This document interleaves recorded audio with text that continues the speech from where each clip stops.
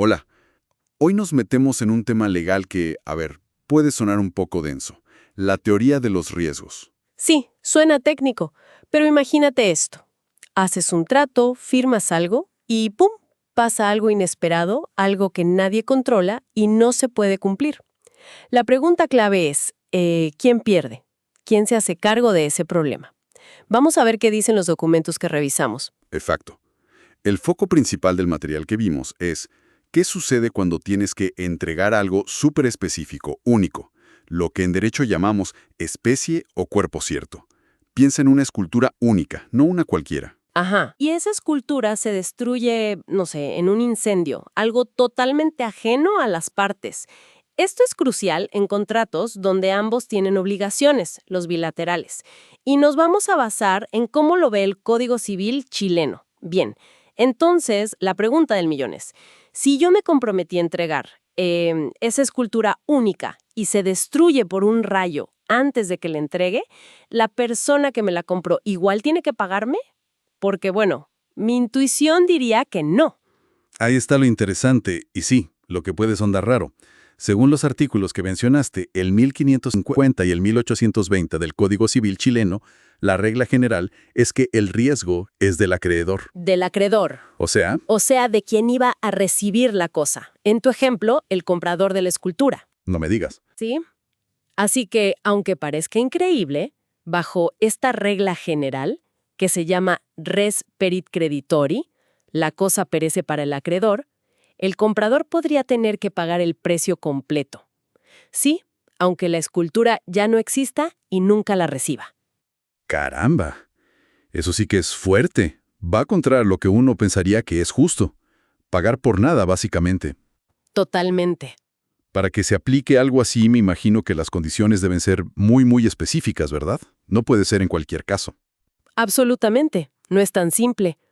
Para que el riesgo lo cargue el comprador, o sea, el acreedor, los textos que vimos dicen que tienen que darse varias cosas juntas. A ver, Ok. primero tiene que ser un contrato bilateral. Ambos se obligan a algo. Uno a dar, el otro a pagar. Segundo, la obligación tiene que ser de dar una especie o cuerpo cierto. Esa escultura específica, no una parecida. Entendido. La única. Exacto. Tercero, la pérdida tiene que ser por caso fortuito o fuerza mayor. Algo imprevisible, que no se puede evitar y sin culpa del vendedor, claro. Y cuarto, muy importante. La pérdida tiene que pasar antes de que el vendedor tenga que entregarla o mientras está pendiente la entrega. Entiendo. Y si no fuera algo único, pongamos que compro, no sé, 100 sacos de trigo genérico, y el barco que los traía se hunde por una tormenta inesperada. ¿Ahí también pago yo? Ah, no. Ahí la cosa cambia totalmente. Si lo que se debe entregar es algo genérico, como esos sacos de trigo, que se definen por cantidad y calidad, pero no son esos sacos en particular, ahí rige otro principio. El género no perece. Genus non perit, algo así. Eso mismo, genus non perit. El vendedor en ese caso tiene que conseguir otros 100 sacos de trigo de la misma calidad y entregarlos. El riesgo de esa pérdida fortuita ahí sí es del vendedor, o sea, del deudor, no del comprador. Vale, eso suena mucho más lógico, más práctico. Pero volviendo a las cosas únicas, como la escultura. Si la regla general es que el comprador pierde, debe haber excepciones.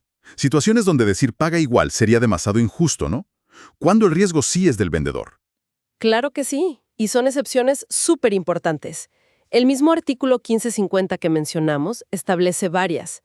La más clara es si el vendedor estaba en mora. En mora, o sea, retrasado. Exacto. Si ya se había pasado del plazo para entregar la escultura y lo hizo con culpa y después ocurre el desastre, bueno, el riesgo es suyo por haberse demorado. Otra excepción es si se comprometió a entregarle esa misma escultura a 2 personas distintas. Ojo ahí. Ah, claro. También si en el contrato se pactó, si se escribió clarito que el vendedor asumía el riesgo del caso fortuito, las partes pueden acordarlo. Ok, ¿alguna otra excepción importante? Sí, hay un par más que se mencionan. Si la venta dependía de una condición suspensiva, por ejemplo, te vendo la escultura si me aprueban la licencia de exportación.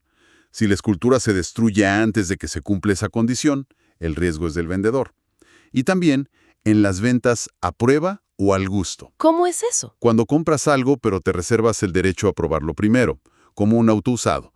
Si lo estás probando y le pasa algo por caso fortuito, antes de que digas, sí, me lo quedo, el riesgo sigue siendo del vendedor. Hasta que no das el ok final, es de él. Pero, ¿y si la obligación no era dar algo, sino hacer algo? Por ejemplo, contrato a una artista para que me pinte un retrato. Si la artista sufre un accidente, un caso fortuito, y ya no puede pintar, yo igual le tengo que pagar. Ese es un punto clave, y los documentos lo tocan. Señalan que la ley chilena no lo dice explícitamente para obligaciones de hacer, como pintar, o de no hacer, como no construir algo. No hay una regla tan clara como para las cosas. Ah, mira, ¿y entonces?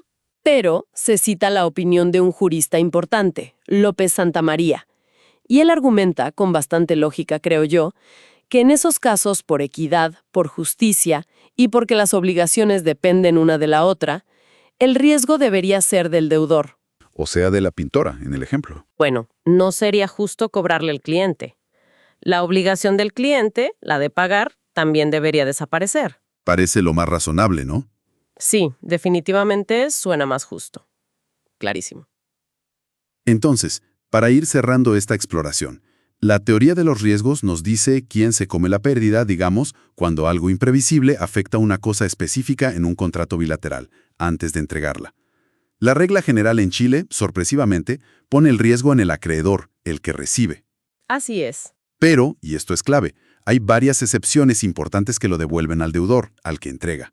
Y para las obligaciones de hacer, aunque no esté escrito en piedra, la idea más aceptada es que el riesgo también lo asume el deudor. Exactamente. Y esto nos deja pensando algo interesante, ¿no? Que se desprende de todo esto.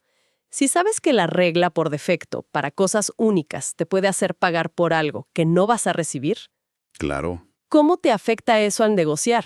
¿No te darían más ganas de dejar súper claro en el contrato quién asume qué riesgo si pasa algo inesperado?